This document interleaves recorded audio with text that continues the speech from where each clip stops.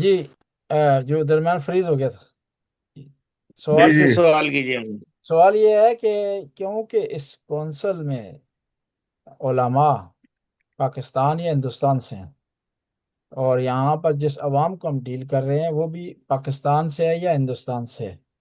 تو اس حوالے سے اس کونسل کا آیا پاکستان اور ہندوستان کے علماء سے، عوام سے رابطہ ہے، اور کس قسم کا رابطہ ہے؟ کس سے سوال کر رہے ہیں آپ؟ شمشاد رضوی صاحب سے۔ جی، جی رضوی صاحب۔ جی جب سے کونسل آف علماء امامیہ شنگن کا جو اصل مقصد اور ہدف تھا وہ یہی تھا کہ بر صغیر ہند و پاک کے مومنین جہاں جہاں بھی غیر انگلینڈ میں شنگن میں موجود ہیں ان سے رابطہ رکھا جائے، اس لیے کہ ہم لوگ ٹھیک ہے کہ ایرانی، عراقی، عربی یہ سارے لوگ ہیں، لیکن کم سے کم جب اب ہم اپنی قوم تک، اردو زبان والوں تک نہ پہنچ سکے تو پھر دوسری زبان تک کہاں پہنچ سکے؟ تو یہ کہ ہمارے پاکستانی جو لوگ ہیں یا ہندی، جہاں بھی ہندی تو بہت کم تعداد میں ہیں شنگن میں، تو اس لحاظ سے ہم کونسل آف علماء امامیہ شنگن کا جتنا پورا پورا ٹارگٹ رہا ہے، اور ہمارے یہ دونوں بھائی بزرگان اس کی تائید کریں گے کہ ہم لوگ کا ہدف ہندی پاکستانی رہے ہیں، اور جہاں جہاں بھی ہم لوگ ہیں اس لحاظ سے تو ہمارا تعلق اردو زبان والوں ہی سے رہا ہے، اور ان لوگوں نے ہی استفادہ کیا ہے۔ اس کے ساتھ کہیں اگر وہاں کے مومنین نے بتایا کہ بھئی یہ ایرانی مرکز ہے یا یہاں پر ایرانی مولوی ہے، تو ہم لوگ بھی گئے ہیں۔ چنانچہ ہامبورگ میں ہم نے کئی جگہ کی ہے، وہاں پر جو آغاز باقر کے انصاری اور جناب آغاز رضا رحمدانی، ان لوگوں کی موجودگی میں ہماری میٹنگیں وہاں پر ہوئی ہیں، یعنی اس لحاظ سے کہ ہم نے اپنے کونسل آف علماء میاں شنگن کی معرفی ایرانیوں سے، عربوں سے کرائی ہے، جس کا وہ اعتراف کرتے ہیں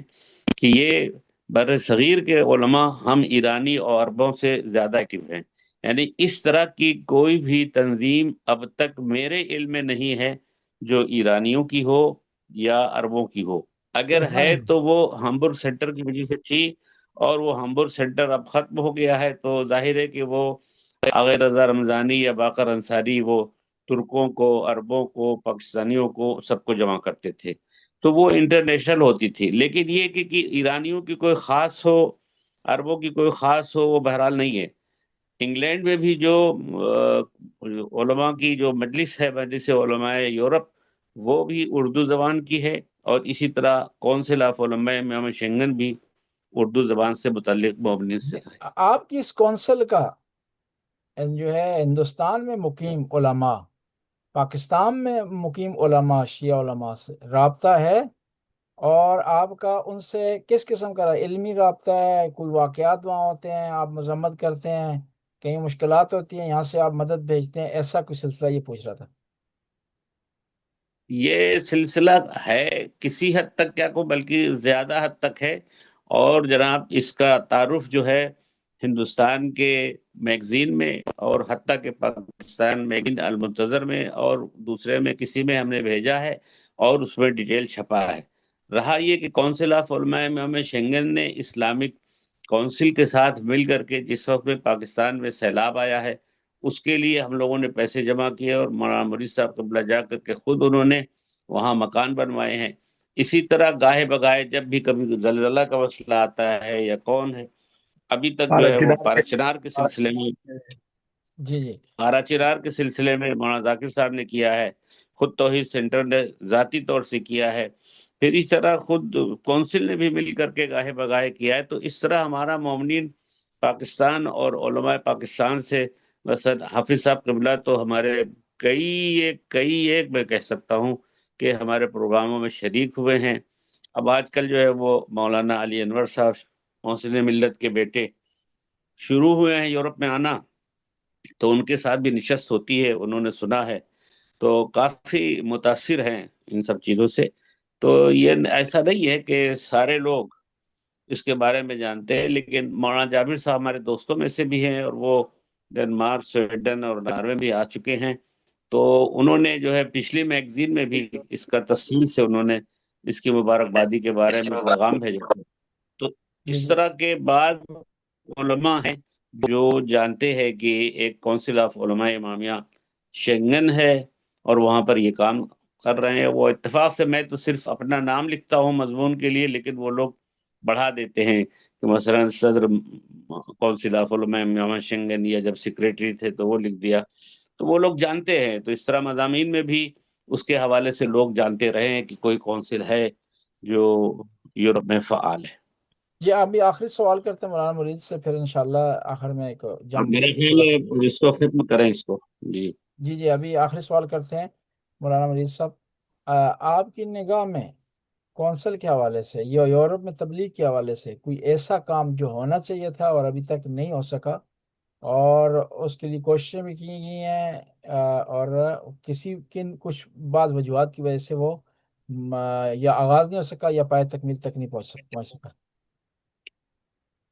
میری نظر میں بہت سارے کام ہیں، ایک کام تو نہیں ہے، کام بہت سارے ہیں، لیکن اہم ترین کام جو ہے یورپ میں، اگر ہم آج اس مبارک آپ نے جو یہ محفل سجائی ہے، اس میں اگر ہم یہ طے کر لیں، جو ابھی ہمارا اجلاس بھی ہو رہا ہے اس میں ہم طے کر لیں کہ ہم پورے یورپ میں قرآن پہ کام کریں، یعنی لوگوں کو ترجمہ قرآن سکھانے کا کام کریں، یہ ایک بہت بڑا کام ہے۔ اور میں نے اس کی برکات بہت دیکھی ہیں، اور لوگ جو ہیں، جو ان کے اعتقادات ہیں وہ بھی ٹھیک ہو جائیں گے، ہر چیز ٹھیک ہو جائے گی، کیونکہ جو قرآن کہتا ہے وہ اور ہے، جو لوگوں نے اپنے نظریے بنائے ہوئے ہیں وہ الگ ہیں۔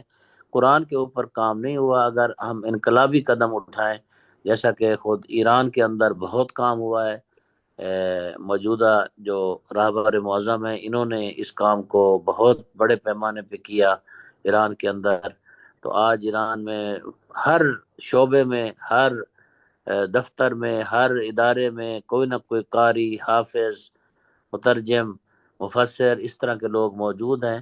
اگر اس کے اوپر ہم سب مل کر کام کریں تو یہ بہت بڑا کام ہوگا،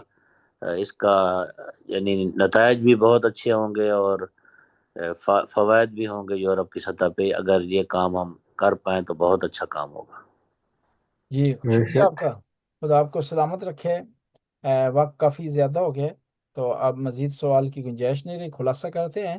کہ آج کی گفتگو تبلیغ، مبلغ اور کونسل کے حوالے سے رہی، اور اس میں کونسل کا تعارف کروایا گیا، کونسل نے جو کام کیے ہیں ان کو بیان کیا گیا، کونسل نے جو مشکلات کا سامنا کیا اس کو بیان کیا گیا، اور بعض جو کام نہیں ہو رہے تو ان کی بھی وجہ بتائی گئی کہ وسائل کی کمی اور افرادی قوت کی کمی کی وجہ سے بعض کام نہیں ہو رہے، اور ہم اگر کسی کام میں تبلیغی حوالے سے ہم جو ہے وہ نوآوری نہیں دکھا سکے، ابتکار نہیں دکھا سکے، تو اس کی وجہ ہماری کمزوری نہیں تھی، وسائل کی کمی اور عوام کا تعاون نہ ہونے کی وجہ سے ہم بعض کام نہیں کر سکیں گے، لیکن انشاءاللہ کونسل نے قدم اٹھایا ہوا ہے اور کوشش کر رہی ہے، تو انشاءاللہ تمام مشکلات اور چیلنجز سے یہ کونسل عبور کرے گی، اور ایک تاریخ انشاءاللہ شیعہ تبلیغ کے حوالے سے یورپ میں یہ کونسل رقم کرے گی۔ اللہم صلی ایک آخری چیز اگر اجازت دیں، اگر ڈاکٹر صاحب میں گزارش کر دوں، وضاحت کر دوں کہ بلا رضوی صاحب نے فرمایا ہے کہ سیلاب کے سلسلے میں ہم نے پیسے جمع کیے اور وہاں مکانات بنائے، یہ والا سیلاب نہیں، کوئی غلط فہمی کا شکار نہ ہو جائے کہ لوگ سمجھیں کہ انشاءاللہ اس سیلاب میں مولانا نے کہاں مکان بنائے۔ وہ جو پہلا سیلاب آیا تھا کچھ سال پہلے، تو اس سیلاب میں ہم نے یہ کام کیا تھا، اس سیلاب میں نہیں، کیونکہ یہ ایک میں نے کہا غلط فہمی نہ ہو جائے لوگوں، کیونکہ جب یہ آپ اس کو نشر کریں گے تو لوگوں کے ذہن میں یہ بات نہ آئے کہ وہ مکان کہاں ہیں جو ہم نے بنائے۔ اس سیلاب میں بہرحال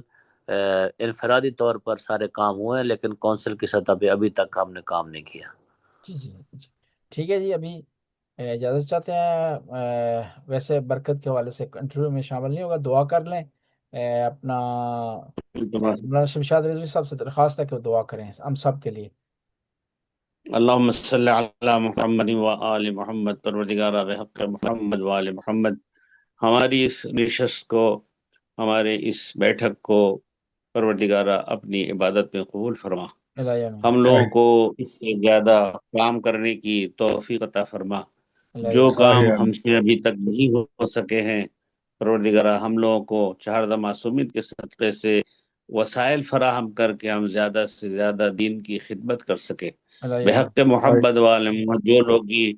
کونسل آف علماء امام شنگن میں یورپ میں جو لوگ کام کر رہے ہیں، اس کے علاوہ انگلینڈ میں جو مجلس علماء ہے، تمام علماء اور جن کا نام ہم نے نہیں لیا ہے پروردگارہ، جو بھی خلوص سے دل کے ساتھ دین کی خدمت کر رہا ہے، سب کی خدمات کو قبول فرما، ہم لوگوں کو تحریری تقریری میدان میں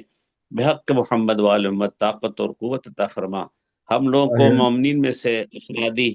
افرادی مومنین، آئی ٹی کے لوگ اور جو لوگ قرآن پر کام کر سکتے پروردگارہ ہم لوگوں کا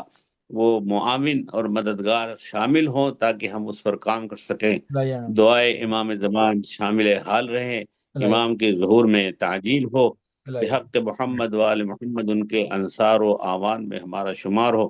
اللہم کل ولیک الحجت ابن الحسن صلواتک علیہ وعلی آبائہ فی هذه الساعة فی کل ساعة ولی محافظ وقائد وناصر ودلیل وعینہ حتی تسکنہ ارضک وتمتعہ فیہا طویلا۔ تمام مومنین و مومنات، خاص طور سے تمام علماء اور حاضرین کے مرحومین کے لیے فاتحہ مع الصلوات۔ بسم اللہ اللہم صلی علی محمد۔ الرحمن الرحیم۔